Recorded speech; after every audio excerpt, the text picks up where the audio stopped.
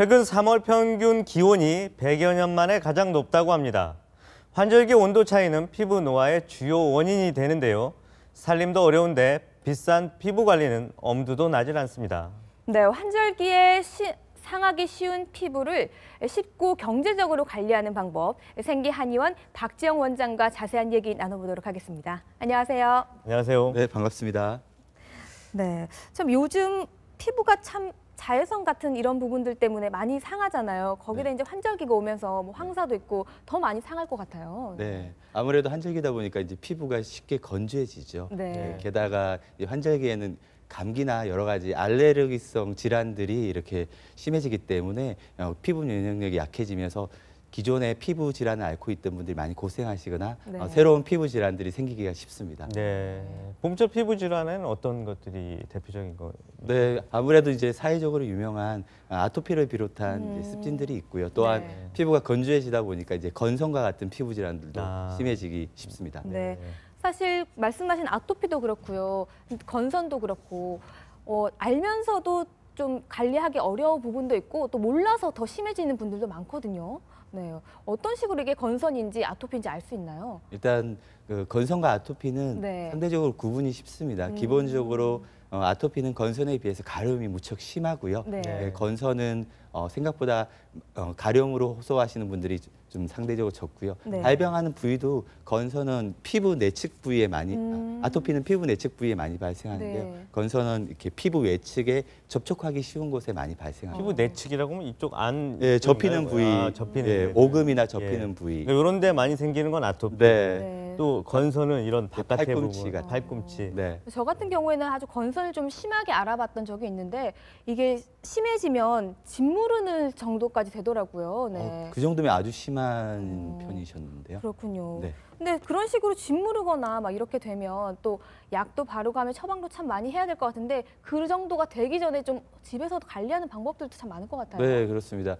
기본적으로 피부의 보습력을 높이기 위해서는 네. 평상시에 수분 섭취를 많이 하시는 것이 좋습니다. 오늘 현대인들이 네. 아무래도 일일 권장 수분 섭취량에 비해서 물을 많이 안 드시거든요. 네. 그리고 또한 이제 피부에 쌓이기 쉬운 독소나 염증들을 땀으로 이렇게 배출해 주는 것이 좋습니다. 평상시에 운동이나 반신욕을 통해서 네. 미리미리 염증이 쌓이기 전에 독소를 배출해 주는 것이 필요하다고 생각합니다. 네.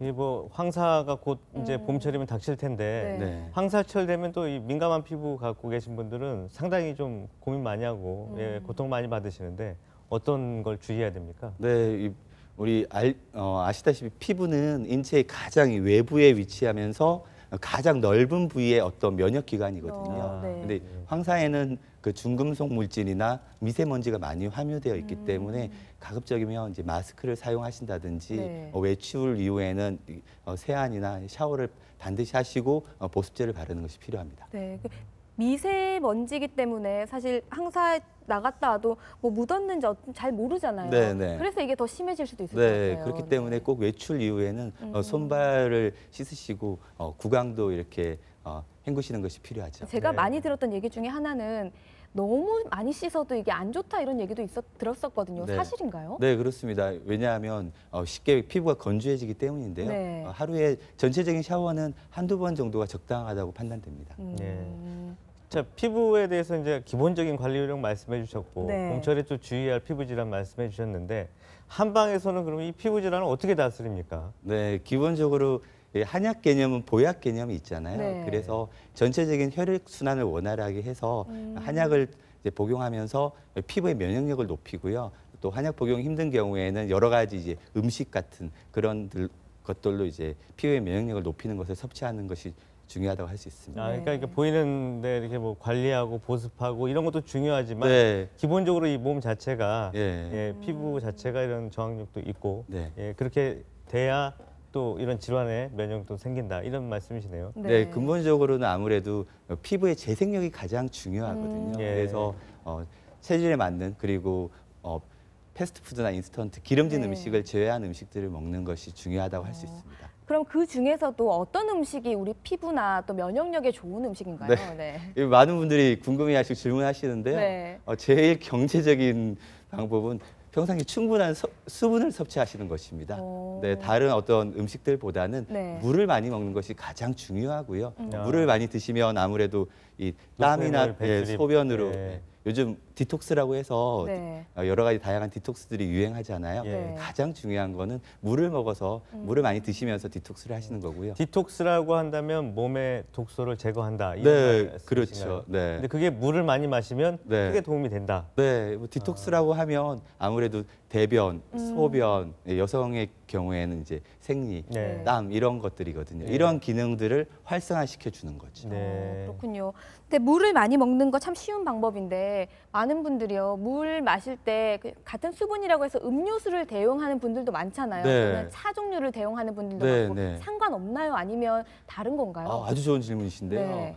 오히려 카페인이나 알코올을 섭취하시는 것은 오히려 몸의 탈수 현상을 강화시키기 때문에 실제로 수분 섭취에는 전혀 도움이 안 된다고 할 수 있습니다. 네. 오히려 내 몸에 많은 수분을 더 밖으로 배출하게 되거든요. 그래서 아. 가급적이면 그 일반적인 우리 그냥 마시는 물을 드시는 것이 가장 생수가 가장 좋습니다. 네, 좋다는 생수가 가장 말씀이신 좋습니다. 거죠. 네. 그럼 건강차라고 해서 마시는 뭐 옥수수 수염차도 있고 네. 녹차 종류도 있잖아요. 네, 네. 그런 것들은 어떤가요? 이 녹차의 경우에는 녹차를 많이 드시잖아요. 네. 몸을 좀 냉하게 할 수가 있기 때문에 가급적이면 따뜻하게 드시거나 혹은 이제 하루에 한 잔 이내에서 드시는 것이 좋습니다. 아이스 녹차보다는 그러면 따뜻한 녹차가 네, 낫겠네요. 네, 그렇습니다. 예, 예. 네. 몸에 좋다고 해서 많이 마시는 것도 결코 좋은 그러게요. 건 아니네요. 네, 네, 그렇습니다. 자, 우리 뭐 여러 가지 마시는 물 같은 거에 대해서 얘기했는데 과일 같은 것도 좀 도움이 되나요? 과일 아주 도움이 됩니다.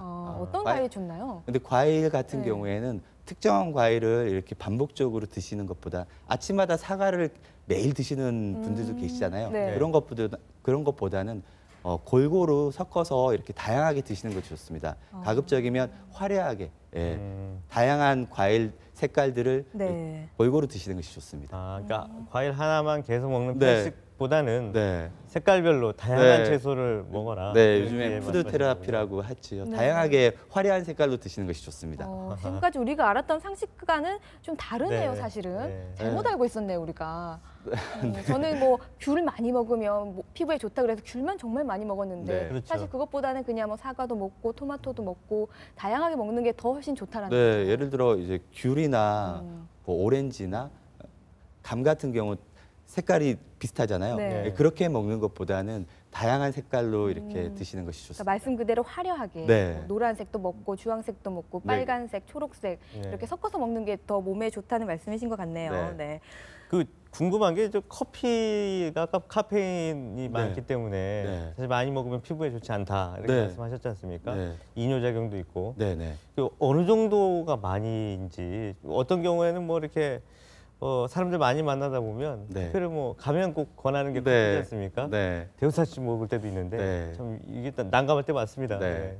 저 하루에 한두 잔 정도는 괜찮은 것 같은데요. 네. 보통 우리 이제 한국 분들이 드실 때 그냥 커피보다는 설탕이나 이게 프림들을 많이 예, 첨가해서 예. 드시잖아요. 그렇죠. 예, 그렇게 드시는 거는 좋지 않은 것 같습니다. 마시더라도 첨가를 하지 않은 상태 네. 커피를 마시는 게 좋고 네. 그리고 하루에 한 잔에서 두 잔 정도가 적당하다는 말씀이시죠? 네, 그렇습니다. 네. 그래서 우리가 이제 먹는 거, 마시는 거에 대해서 얘기를 나눠봤는데 사실 피부니까요. 또 특히 건조해지기 쉬운 요즘이라서 그 피부에 바르는 팩이라든지 집에서 좀 손쉽게 따라할 수 있는 부분도 네. 가르쳐 주셨으면 좋겠거든요. 네. 뭐 준비 좀 해주신 것 같은데요. 네.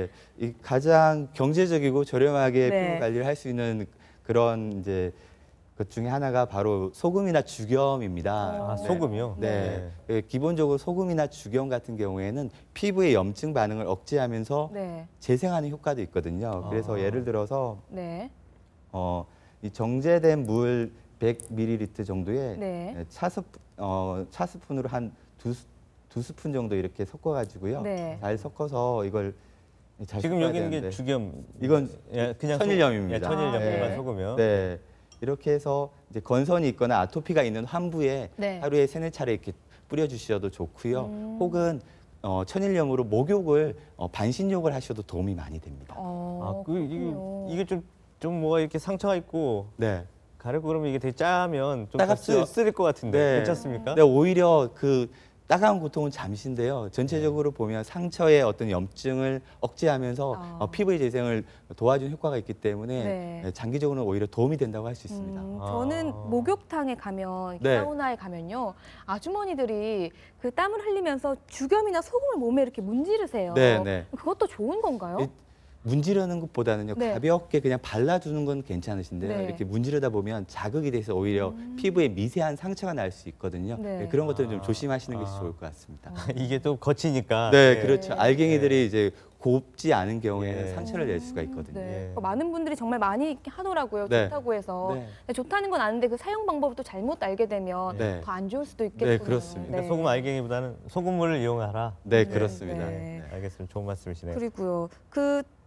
오늘 좀 제가 관심이 많아가지고 계속 여쭤보게 되는데, 제가 집에서 자주 하는 게 조격이거든요. 네, 네. 근데 조격을 할 때도 죽염이나 소금을 좀 넣으면 더 효과가 좋나요? 아, 네, 그렇다고 할 수 있습니다. 아. 근데 가급적 조격보다는 네. 반신욕이나 혹은 이제 물을 좀 더 발목보다는 무릎까지 올리는 이제 각탕이 훨씬 이제 강도가 적절할 것으로 판단합니다. 네.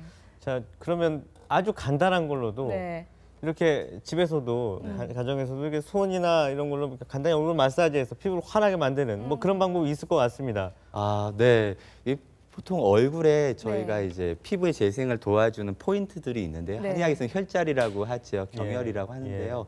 얼굴에는 경혈이 되게 많은데요. 기본적으로 네. T존 부위에는 그 눈썹 내측에 찬죽혈이라고 있습니다. 네. 아, 눈썹 위 안쪽에요. 네, 네. 그리고 눈동자 내측 안에 또 정명혈이라는 혈자리가 있고요. 네. 그리고 이 콧볼 옆에 네. 영양이라는 혈자리가 있고 예. 이런데 팔자주름 잘 생기죠. 예, 그렇습니다. 네, 웃을 그리고 때도 생기고. 입술 주변에 찬주혈이라는 혈자리가 있는데 네. 기본적으로 혈자리 이런 포인트를 찾기보다는 네. 주름이 많은 곳을 이렇게 자주자주 마사지를 해주시거나요.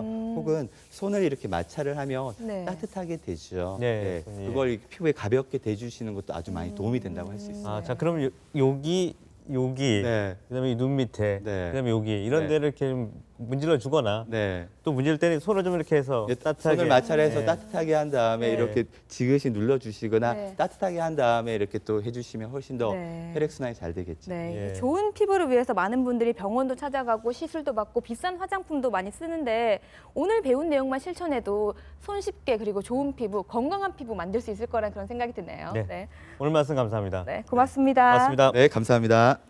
지금까지 생기한의원 박치영 원장이었습니다.